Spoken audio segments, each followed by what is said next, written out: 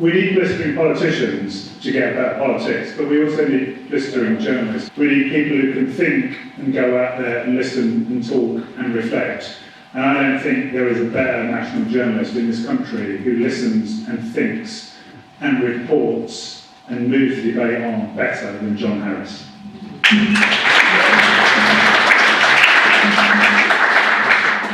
Wow, thank you, Neil. I've been watching people speak without notes, and Clyde did my notes, but that's the difference between me and a politician is I need notes, which is not like safety net. Frances talked about her own experience of defeat after defeat after defeat, and how that awakens you to the case for electoral reform to the point that it starts to become very urgent, and you understand the depth and the width of that issue, and that it's not just about dry questions about single transferable vote and multiple member constituencies and all that stuff. It's a social justice issue. It's about the most fundamental sort of change you can get, and why that change only really happens unless the political system itself changes. For myself, I was brought up in the constituency of Tatton for my sins, and I'm quite old. So the first MP for Tatton I can remember being around was Neil Howland. Do you remember him? So I've been told in school in what passed the sort of civics lessons and all that about the glory of voting and all the rest of it. My dad ran Wilmslow Labour Party, in Wilmslow, right? Which is an amazingly lonely vocation. Every time you put up a vote Labour poster, you could feel house prices dropping. But we were some of the only Labour voters where we lived, and there came a point when I was sort of 18, 19, that down I got to the polling station, and I knew full well, right, that I might as well just throw my vote on the fire. Because whatever happened, Neil Hamilton was going to win. And so it proved. Now, what subsequently happened is Martin Bell was there in 1997, and then became George Osborne's seat, and now it's Eston Place. And my family, my parents still live there, and they still have the experience of throwing their vote on the fire. My dad and I briefly tried tactically voting one year. We got right, we're Labour people, but we'll vote Lib Dem. And that year the Labour vote went up, and the Lib Dem vote crashed. That was our experience of tactical vote. So even that didn't work, right? The next thing that happened was the advent of New Labour. So in 1997, I can't remember where I lived, London, I think in a very sort of glorious, optimistic, upbeat frame of mind, I went to vote Labour, and the Labour Party won that election. But by sort of 2002, 2003, certainly around the time of the Iraq War, we haven't talked about this, I could really tell then that untrammelled power, the fact that we had a dysfunctional, centralised political system, which awarded a monopoly of power to a party, even in New Labour's case, which did not win 50% of the vote.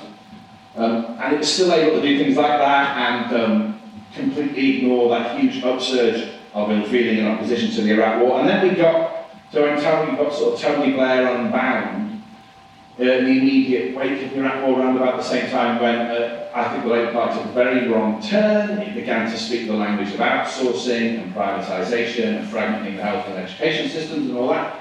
And I wrote, the first time I met Neil Lawson, I'd just written a book called So Now Who Do We Vote For, which is about tactically voting to give Tony Blair a fright. Anyway, whenever I met New Labour people who were set on going down this route, I'd say to them, well, why are you doing this? And their answer would be, this is what people want in Milton Keynes and Rugby and Warrington South, and these marginal seats that we have to think about. As if you went to Rugby or Milton Keynes or Warrington South, you say people who say, I want more illegal foreign wars, and I want my school privatising, and I want Alan Milburn's vision of the NHS, please.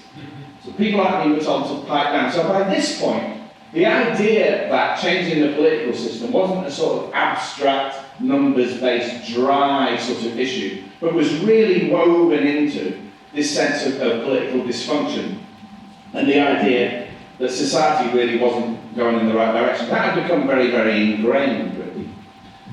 What's interesting about this moment and the vote that's happened at conference today is I don't think this sort of new peak within the Labour Party for support for changing the voting system, and let's be honest, changing the wider political system in the ways that Clive has talked about, doesn't arrive by accident. It arrives precisely because we're now at the nadir of 12 years of Conservative government. And obviously, I mean, this is just stating what we all know is a matter of blinding fact. we are now being run by a completely unhinged regime. You know, when I was seeing that footage of Kwasi Kwarteng running at the Treasury or towards the Treasury today and refusing to say a word as the pound tanks. The Daily Mail on Saturday said, at last the true Tory budget. Fuck knows what they're going to say tomorrow. This is very, very weird stuff. And what it does is it shines even more penetrating light than we've ever seen on the failings of our system of power and politics. To echo something Andy Burnham said, we have a dangerous political system. That's the point now. I was always told growing up that first past the post and this strange sort of knot of half-written, half-unwritten things that we call the British Constitution and these very odd circumstances and arrangements that we have as far as we as a house are concerned, but all that somehow guaranteed a certain level of stability. And you had a strong government, and therefore, unlike the countries of Europe, which we were always told were largely in a constant state of political meltdown, having just been to Norway, and no, that's not the case. Norway now, when they start going from Britain, they start laughing. That's what's just happened to me. Laughing in a nice way, but they still laugh. All of that turns out not to be true.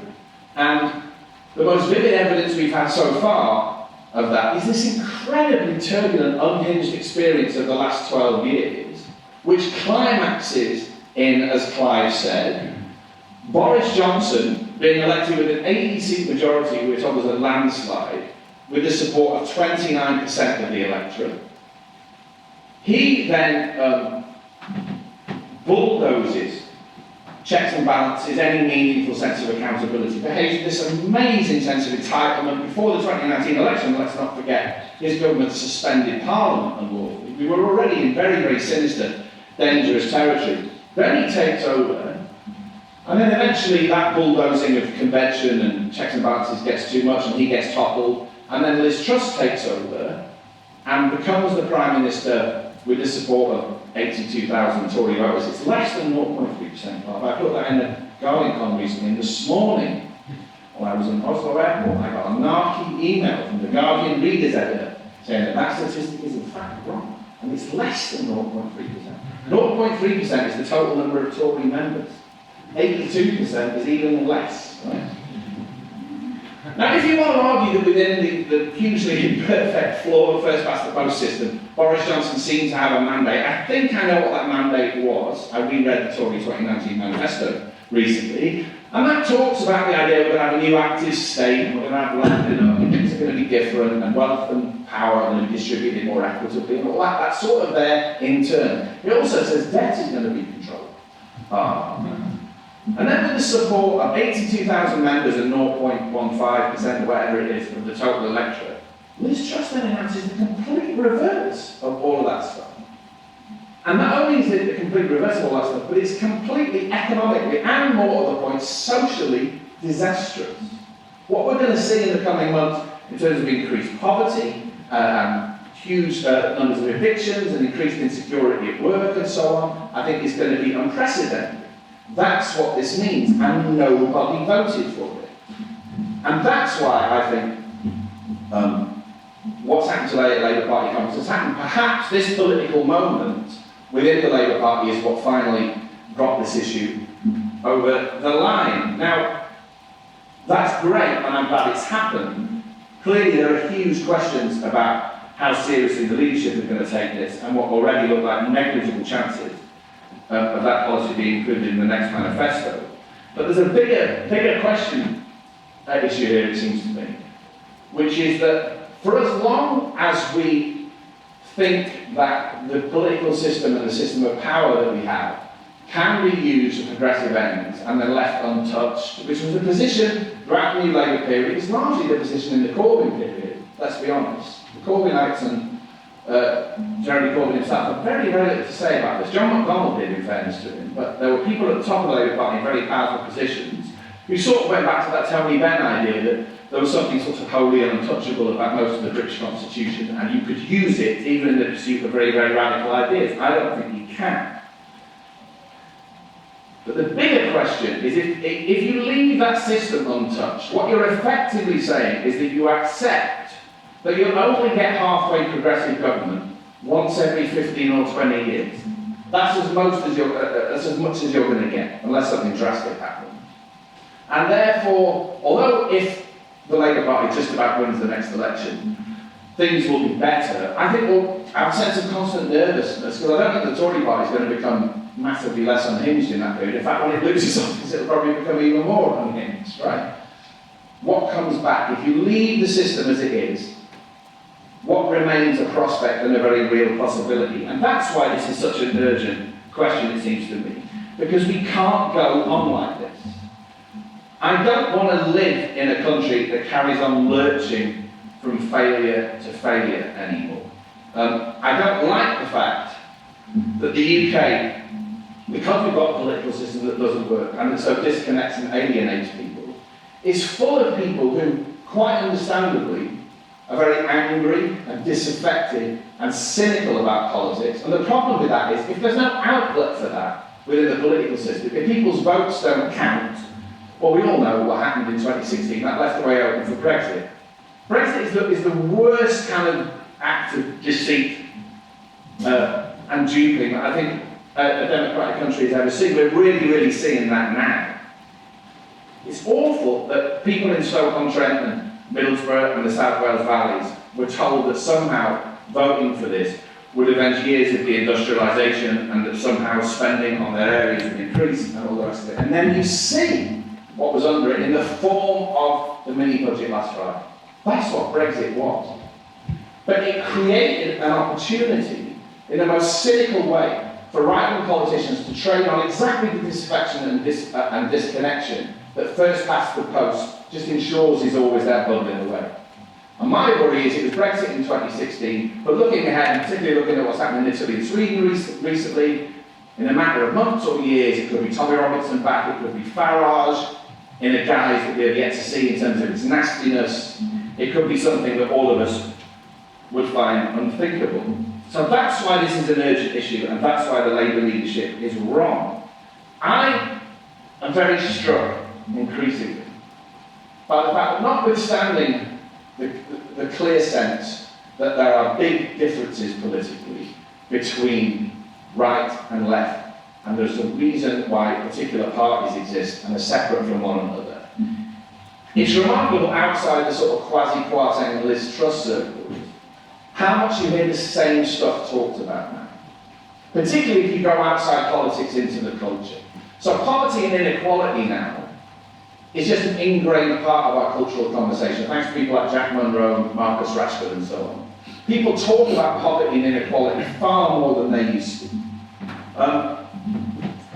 Another good example, if you talk about what's fundamentally wrong with our economy, if you talk to conservatives who aren't of the Liz Truss quasi-Kwarteng kind, they will talk about a lot of the same stuff you hear from supposedly progressive people. They will talk about the fact that an insecure, low-wage economy doesn't usually make for enduring economic success. They will talk about the fact that Britain is a country which doesn't invest enough.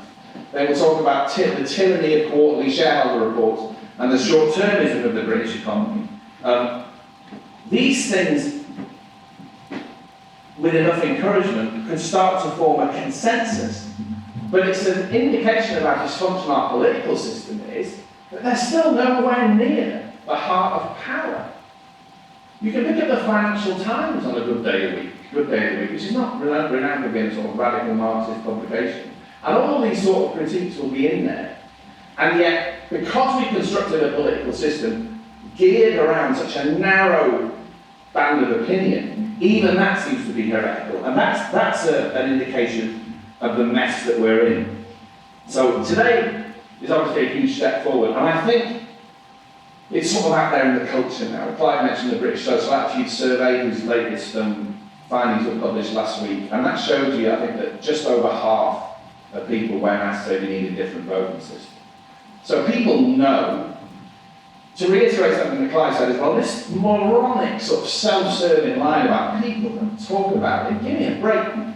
For the last 12 years, anyone who watches the video series we make for The Guardian called Anywhere But Westminster, all I do, and it's not much fun, is go around the country and talk to people who are pissed off, right? I mean, that's effectively what I do. I used to get sent on the world to talk to pop groups, then I stopped doing that. And they said, we just want you to go and talk to miserable people all day, every day. That's what I do now. But They say, well, nobody listens to me. And they say, politicians are all the same. And they say, however I vote around here, it's always the same person who gets in.